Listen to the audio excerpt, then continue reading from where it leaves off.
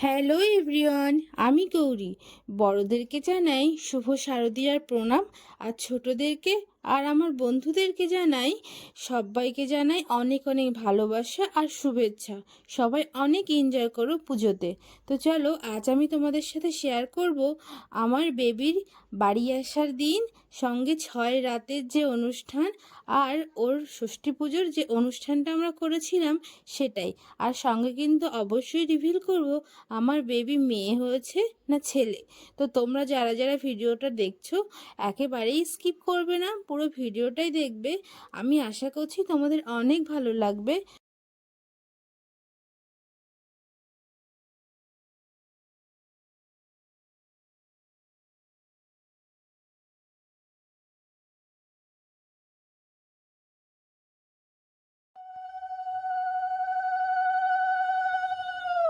জাগে না হাসতে হাসে কিলবিল করে আর দুবার করতে পারবে।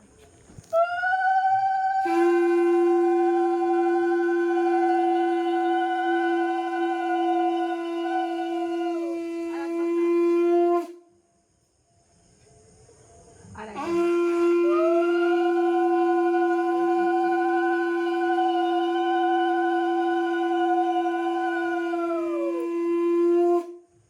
এখানে ওর ঠাম্মি ওকে, আমাকে আর ওর বাবাকে তিনজনকেই বরণ করে তুলছে। স্পেশালি ওকে বরণ করে তুলছে কারণ ও আমাদের বাড়ির প্রথম এসছে, প্রথম সন্তান আমাদের জীবনের, তাই জন্য। আর এটা হচ্ছে ওর 6 রাতের যে অনুষ্ঠানটা সেটাই। তো ও তো বাড়িতে ছিল না, ওই জন্য মারা যে অনুষ্ঠানটা পালন করেছিল তার দুটো ছবিই ছিল, তাই তোমাদের সাথে কোনো ভিডিও আমি শেয়ার করতে পারছি না। জানো তো, আমাদের বেবি আর আমার ছুটি হওয়ার কথা ছিল আরও 4 দিন আগে, কিন্তু আমাদের বাড়ি আসতে সময় লেগেছিল প্রায় 9 দিনের কাছে। 9 দিনের মাথায় আমরা বাড়িতে এসেছিলাম, কারণ হচ্ছে আমার বেবির এনআইসিইউতে রাখতে হয়েছিল, জন্ডিস ধরা পড়েছিল। আর আমার তো অনেক সমস্যা ছিল, তাই নিয়ে ডাক্তার একটু পরেই ছুটি দিয়েছিল। আর ও আসার সময় আমরা রাস্তা থেকে মিয়া আমরের থেকে একটা কেক নিয়েছিলাম, আর সেটা হচ্ছে এই সুন্দর কেকটা। আর এটা ওর ওয়েলকামের জন্যই নিয়েছিলাম, যাতে ওকে আমরা এই কেকটা কেটে ওয়েলকাম করতে পারি।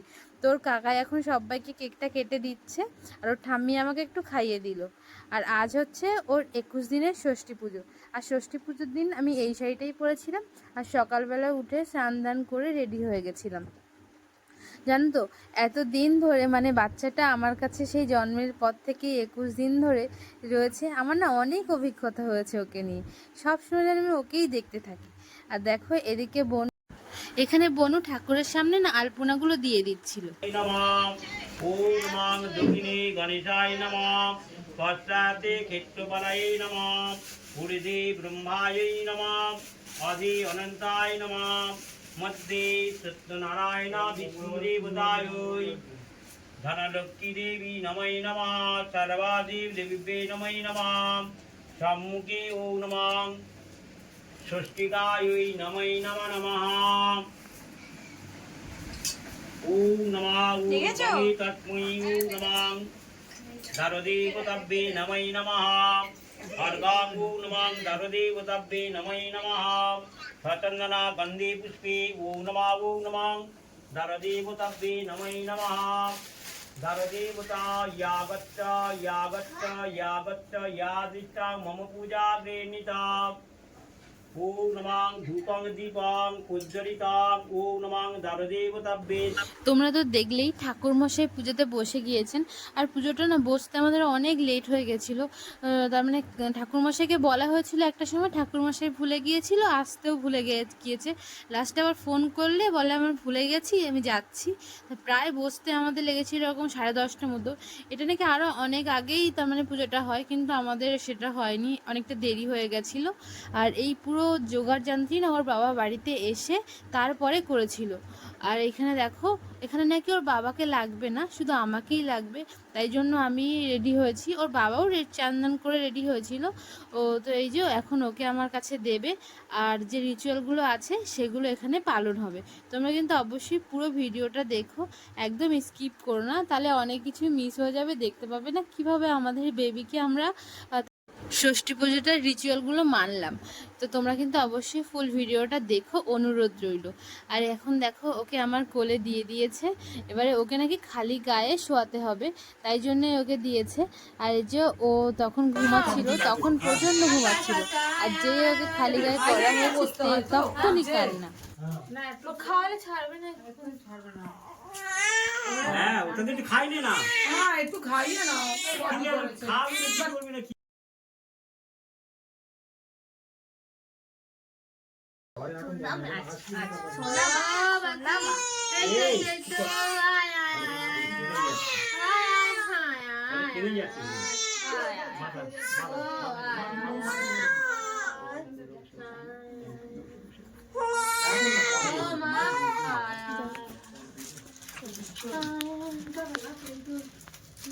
ওই দিক এই জায়গাটা দাঁড়িয়ে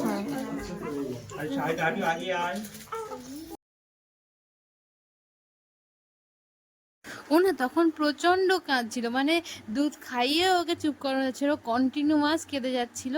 আর ওই তার মানে ব্রাহ্মণ মশাই বললেন যে এখানে ওকে শোয়াতে হবে, আর এরকম একটা লাল চেলি পরিয়ে নাকি শোয়াতে হবে, তাই জন্য ওকে লাল চেলি পরিয়ে শোয়ালাম।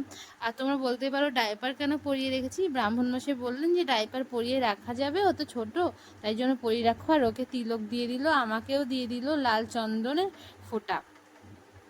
আর এখানে নাকি আমি ছুঁতে পারবো না, আমি একবার শুয়ে দেবো, তারপরে ওর পিপি নেবে। আর ওর পিপি তাই জন্য কোলে তুলে নিয়ে নিল। আর এখানে আমার কিছু রিচুয়াল আছে, সেগুলো আমাকে মন্ত্র পড়ে ঠাকুরের কাছে প্রার্থনা করতে হবে আমার বেবির জন্য। আর প্রথমেই আমাকে বলল তিলক নিতে, আর তারপরে ওকে একটু চন্দনের ফোঁটা দিয়ে দিতে, তো আমি দিলাম। রক্ষা করো। না না না আর কান্না করে না, না গো না না, এই যে আয় আয় আয় আয়, পিকু ধরিস না, পিকু ধরিস না, তীর্থানি পূর্ণানি ষষ্ঠী দেবী পূজা কালী ওম অপবিত্র পবিত্র বা সর্বস্নান বতু বিবা যস্মরে পুণ্ডরীকাক্ষং সবজ্জা অভ্যন্তরং শুচি ওম শুচি ওম শুচি ওম শুচি। দুই পদ্ধতি মাথায় স্পর্শ করি, মাথায় স্পর্শ কর করে চলে করে দিন, হাত জোড় করে মন্ত্র ওম সর্ব মঙ্গলা মঙ্গলাং বরেণাং বরদাং শুভং নারায়ণ নমস্কৃত্যং সর্ব করবাণী কারয়ি ওম মাধব মাধববাতি মাধব মাধব হৃদি সরন্তি সাধব সর্বী সর্ব কার্যেষু সুমাধব ওম মাধব ওম মাধব ওম মাধব। আর এখন এখানে একটা তারপরে মন্ত্র দিয়েই এটা তৈরি করতে বলছিল, মানে এটা হচ্ছে মনে মনে আঁকতে হবে, মানে এখানে আঁকতে হবে। তো সেটাই আমি ওই পুষ্পের জল নিয়ে আর এখানে আঁকছিলাম। আর ওর বাবা ওদিকে ধূপ ধুনো যেগুলো নিভে নিভে যাচ্ছিলো বা ধরানো সেগুলো সব করছিল, মানে ঠাকুরমশাইয়ের হাতে হাতে যেগুলো লাগে সেগুলো জোগাড় করে দিচ্ছিল। আর দেখো তোমরা জানো এখানে যে 7টা ওর তার মানে এরকম খোলা ছোট্ট ছোট্ট মাটির খোলা দেয়া হয়েছিল, এগুলো নাকি পুকুর, আর এখানে হলুদ তেল দেওয়া হয়েছিল। ও এই যে এখানে সমস্ত কিছু হয়ে গিয়েছে। আর এবারে ওর এই এখানে আমাকে ওই যেখানটা গোল করলাম সেখানে আমাকে পূজা করতে হবে। তো তাই জন্যই ঠাকুর মশাই বললো যে চাল ফুল এগুলো নিয়ে বারবার করে দিয়ে মন্ত্র বলে আমি ওখানটায় পূজা করেছিলাম। জানো তো বাড়িতে একটা কাজ, সেটা ছোট হোক বা বড়, গুছাতে কিন্তু ঠিক সেই একই পরিশ্রম লাগে। তো আমাদের এটা তো কাকিমা এসে অনেকটা হেল্প করেছিল মায়ের সাথে। আর আমি যেহেতু এখনও নিচু হয়ে বসতে টসতে পারি না বেশি, তাই জন্য আমাকে নিচু হয়ে কিছু করতে হয়নি। ওই বাড়ির অন্যান্য কাজগুলো আমি দেখছিলাম। আর আমরা দেখো ঠাকুরমশাই যেরকমভাবে বলছিলাম সেরকমভাবেই করছিলাম। আর ওকে না বারবার শুয়ে দিচ্ছে, আর ও বারবার এত কান্না করছিল, ঠাকুরমশাই না পেরে বলে না ওকে কোলে তুলে রাখো, একটু একটু শোয়ালেই হবে। আর এখানে ওকে এই যে তার পিপি দিয়েছিল, কিন্তু এত কান্নার চোটে আবার তুলে নিয়েছিল। আর এইবারে নাকি আসল নিয়ম, মানে ওকে ওই শুয়ে এই নিয়মটাই নাকি আসল, সেটাই এখন করবে। তো ওকে প্রথমে ওর পিপি শুয়ে দেবে, আর আমাকে এই চুলের আগা নিয়ে ওটাকে ফোল্ড করে এই 7টা পুকুরে এক এক করে ডুবাতে হবে। তো তোমরা সবাই দেখো, পুরো ভিডিওটা দেখলে বুঝতে পারবে। তোমাদের এরকম নিয়ম আছে কি না তোমরা অবশ্যই করে কমেন্টে জানিও। আর তোমরা যারা আমার ভিডিওটা দেখছো তারা অবশ্যই করে আমার বেবিকে অনেক আশীর্বাদ করো, যাতে ও সুস্থ থাকে, সবল থাকে, আর সামনের দিনগুলো যেন ওর অনেক উজ্জ্বল হয়, ও যেন সমস্ত কাজে জয়ী হয়ে ফিরতে পারে। তো তোমাদের কাছে এইটুকুই আশা, এর চেয়ে আর কিছু চাওয়ার আমার নেই। আর এখন আমি প্রত্যেকটা তার মানে এই বাটিতে এক এক করে চুলটাকে ডোবাবো, আর তারপরেই না ওর পিপি ওকে শুইয়ে দেবে ওখানে আমার সামনে, আর সেটাকে তার মানে ডুবিয়ে তারপরে আমাকে 7বার ঘোরাতে হয়েছিল পুরো জায়গাটাতে। আর এই যে আমার ঘোরানো হয়ে গেছে, এবার ওর পিপি ওকে ওখানে শুইয়ে দেবে। দিলে এবারে আমাকে করতে হবে কি, ওই চুলটাকে নিয়ে ওর মাথা থেকে পুরো পা অবধি বোলাতে হবে। তো তোমরা দেখো, এখন আমি ওর মাথা থেকে পা অবধি বোলাবো।